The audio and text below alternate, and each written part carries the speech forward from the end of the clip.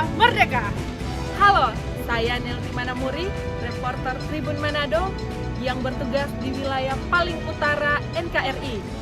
Dan inilah Kepulauan Sangihe.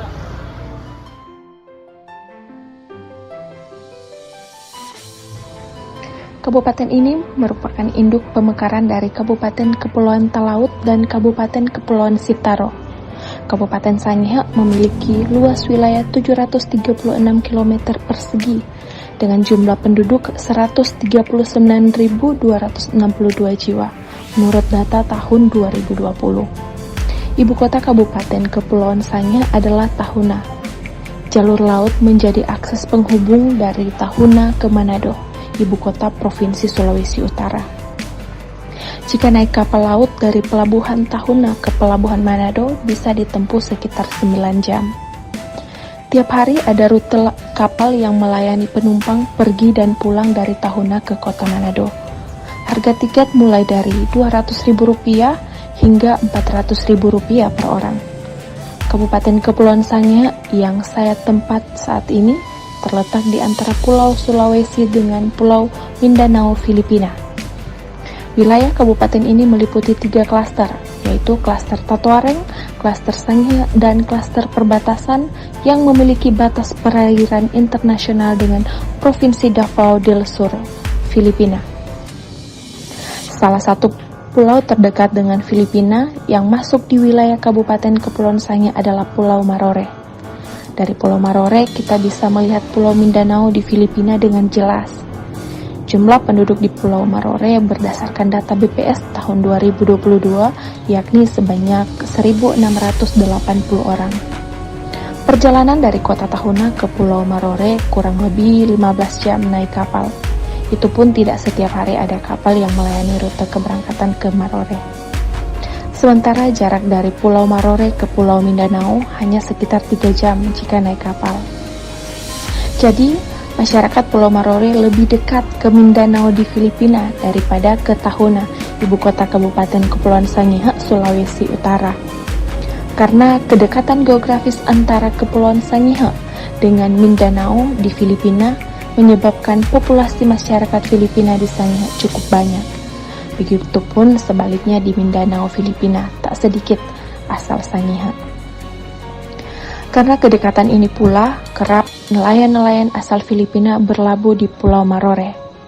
Tribuners, karena merupakan wilayah kepulauan, masih ada beberapa pulau di Kabupaten Sangihe yang masih sulit jaringan internet atau masih blank spot. Begitupun jaringan listrik yang sering tidak stabil atau masih kerap terjadi pemadaman. Namun khusus di Pulau Marore, walau berada di daerah terluar dan perbatasan Indonesia dan Filipina, masyarakat setempat sudah bisa menikmati akses internet maupun jaringan listrik. Tak kalah dengan pulau-pulau lainnya di Kabupaten Sangihe, Pulau Marore memiliki potensi wisata menarik berupa pantai dengan pasir putih yang indah dan air laut yang begitu jernih.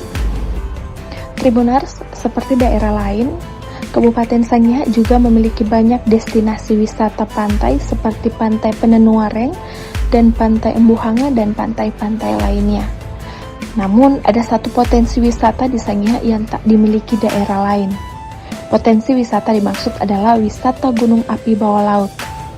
Satu di antaranya adalah gunung api bawah laut yang ada di Pulau Mahengetang. Gunung ini memiliki puncak sekitar 6 meter di bawah permukaan laut. Pengunjung akan melihat fenomena alam yang jarang Anda temui di tempat lain. Selain di Pulau Mahengetang, Kabupaten Sangihe juga memiliki gunung api bawah laut lainnya, tepatnya di Pulau Kawio. Gunung tersebut memiliki ketinggian 3.200 meter, namun puncak berada di kedalaman 1.900 meter di bawah laut. Maka, tak heran jika gunung satu ini sering disebut sebagai gunung api bawah laut tertinggi di dunia. Di sini pengunjung bisa menemukan banyak terumbu karang dan juga ikan yang berwarna-warni. Penasaran? Ayo ke Kabupaten Kepulauan Sangihe yang berada di antara Pulau Sulawesi dan Pulau Mindanao, Filipina.